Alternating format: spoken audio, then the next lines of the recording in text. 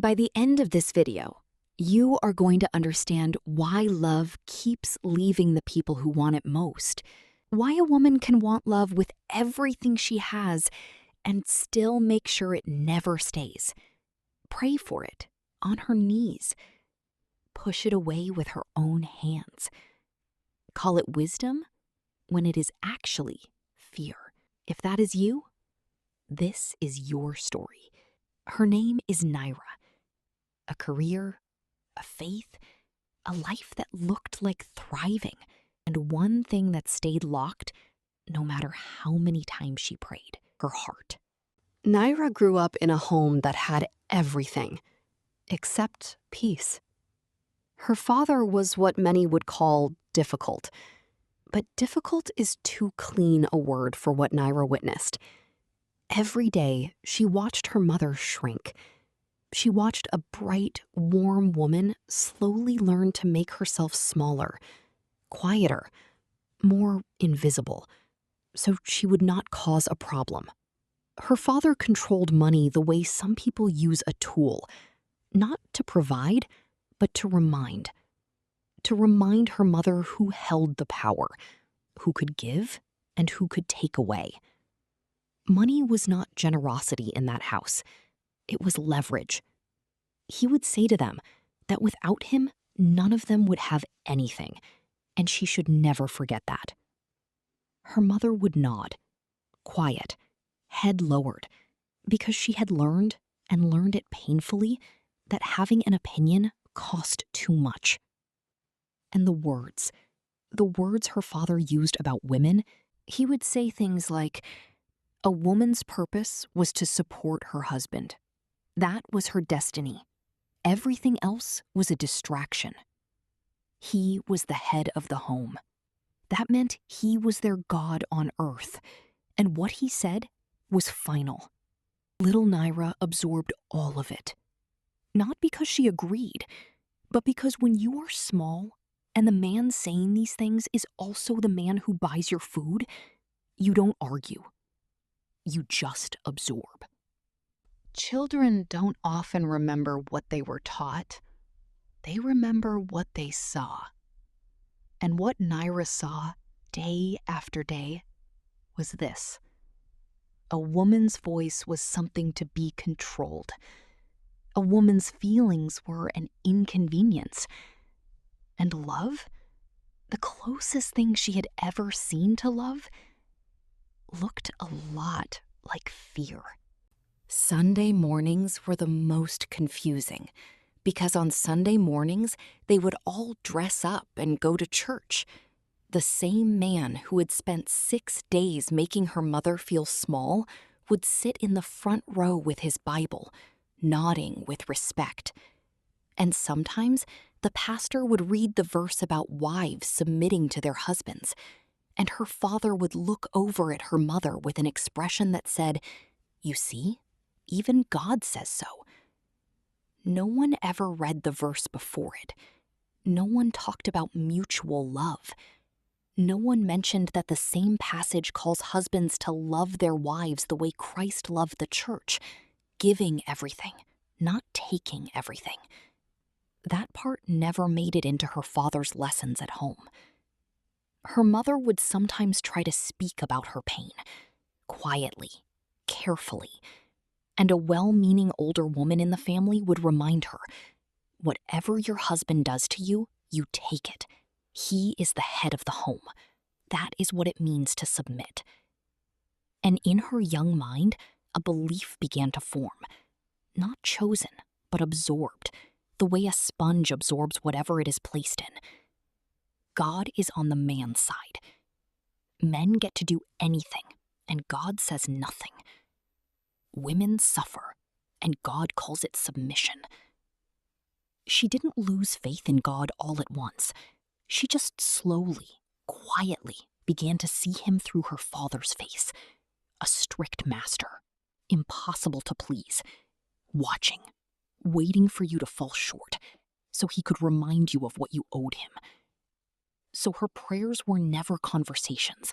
They were apologies, confessions, bargaining. She prayed every night, but not because she felt loved. She prayed because she was afraid of what happened when you didn't. Nyrah grew up to become the kind of woman the world stops to notice. Intelligent, beautiful, warm, generous. The person who remembered your birthday and showed up when things got hard. She could care for a stranger more genuinely than most people managed for their closest friends. But the very moment any man moved from friendly to interested, something in Nyrah closed. Like a door being quietly, firmly shut. She always had a reason. Too forward, not serious enough, wrong background, bad energy, and she believed every reason she gave. She had to. Admitting she was afraid was not something Nyrah did. She had made a quiet rule for herself. Men from her father's region had that mindset. She had seen enough to know, so she kept her distance from all of them, without exception, and called it wisdom. And she felt safe. Being single felt like control, and control felt like the opposite of what she had watched her mother lose. But there was something else, something she noticed with quiet worry as her friends fell into relationships, navigated heartbreak and joy, the whole messy, beautiful world of young love. Nyrah felt nothing. No flutter, no longing. Not a single man had made her heart quicken or her thoughts linger.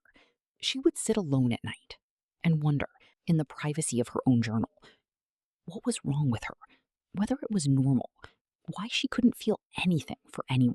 She had built walls of fear around her heart, and she had lived behind them for so long, they no longer felt like walls. They felt like home. University changed where she lived, but it didn't change the walls.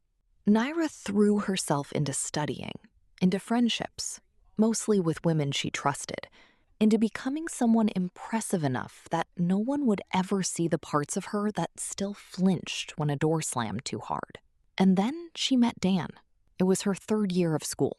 Dan was nothing like her father, at least not in the ways she had been watching for. He wasn't from her father's region, different background entirely. He was warm, charming, funny, and for the first time in her life, Nyrah noticed something unfamiliar stirring in her chest. She didn't move quickly. She prayed about it. Quietly and honestly, she told God he knew she didn't do this, that she didn't let people in. And if this wasn't from him, she asked him to close it. Please, just close it. She waited. She felt peace. And because she felt peace, she said yes. For the first time in her life, Nyrah was in a relationship. And for a while, it felt like she had been wrong to be afraid. Like maybe, just maybe, she was capable of this after all. But Dan had his own pain. Things he hadn't dealt with yet. Didn't even know he needed to. He would go silent for 3 days. No call, no reason. Then reappear with a casual, "Hey, what's up?" As if nothing had happened. As if she hadn't spent 3 days trying to decide whether to feel worried or angry and settling somewhere in the exhausting middle. Normally, she would have left immediately. That was her pattern. At the first sign of anything that felt like her father's home, she walked away. But she stayed because she had prayed, because she believed God had said yes. And if God said yes, surely it would work itself out. It did not work itself out. Dan got involved with someone else, and he didn't have the courage to tell her. He simply vanished, as if she had imagined the whole thing. Nyrah did not cry. She refused to. To her, shedding tears over a man was weakness, and Nyrah did not do weakness. She had watched weakness be met with cruelty her whole childhood. She was not going to become it now. But somewhere deep behind the calm face, behind the locked jaw and the dry eyes, she was shattered. And beneath the pain was something that frightened her more than the pain itself. She was furious at God. She had asked him. She had specifically asked if Dan was right. She had prayed. She had waited. She had felt peace. Peace he had given her. So why had she ended up here? She had stayed away from men for years to avoid exactly this. and he had said yes. So what was that? She wasn't just hurt by Dan. She felt let down by the one she had prayed to for guidance, and that wound cut deeper than the relationship had. Have you ever been there? You prayed, you waited, you felt sure, and then the thing you were sure about fell apart, and you were left not just heartbroken, but confused about whether you could trust the voice you had been listening to. Nyrah sat in that confusion for a season, questioning, wrestling, until one quiet day, in one quiet moment, something shifted. A perspective she hadn't looked for arrived anyway. Not a loud voice, just a gentle, settled understanding. God hadn't promised her a perfect path. What she had felt was peace to try, not a guarantee about who Dan would become. People change, continuously, inevitably. Two people can begin aligned and drift apart simply through the choices they make each day. Choices that build character, or choices that don't. Dan made his. She would make hers. Pain taught her what safety never could. It was never about where someone came from, not the region, not the tribe.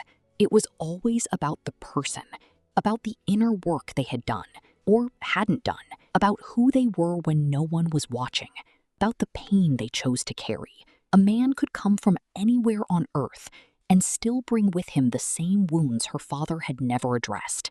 The theory was wrong, and somehow knowing that made the world both more honest and harder to navigate. After Dan, Nyrah made a decision, not out loud, not even consciously. She decided she would never need anyone.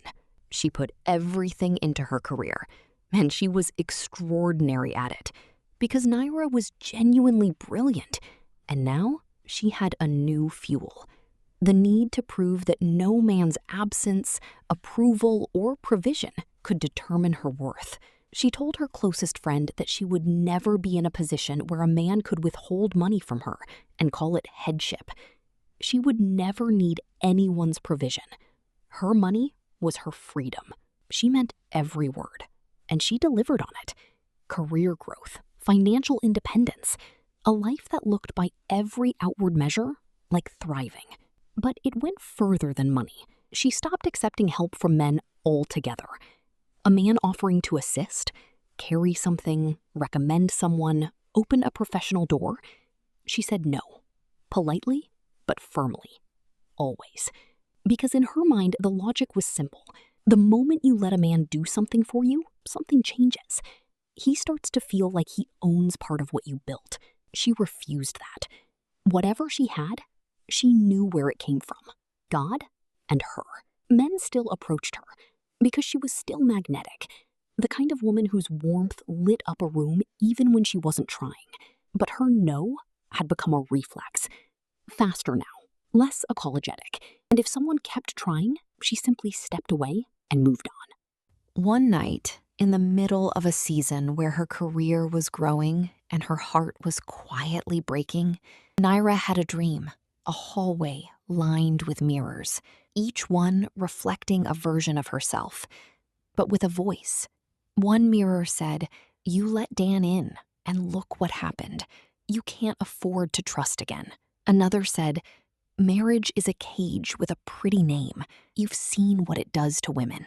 At the end of the hallway sat little Nyrah, knees pulled to her chest, listening to something happening on the other side of a wall. Adult Nyrah knelt before her. She told her they could come away now, that they didn't have to live here anymore. The little girl looked up and asked, "But what if they got hurt?" Adult Nyrah had no answer. She simply held her, and as she did, the mirrors, one by one, cracked. She woke with tears she didn't allow herself to shed, but for the first time, she understood what she had never been able to name. The woman making every decision about men, about trust, about safety, was not the woman she had become. She was the little girl who had never been given a reason to believe anything different. She finally understood the walls, but seeing what had been holding her back and finding the courage to leave it behind were two very different things. Nyrah's story continues. Part 2, coming soon. Subscribe so you don't miss it.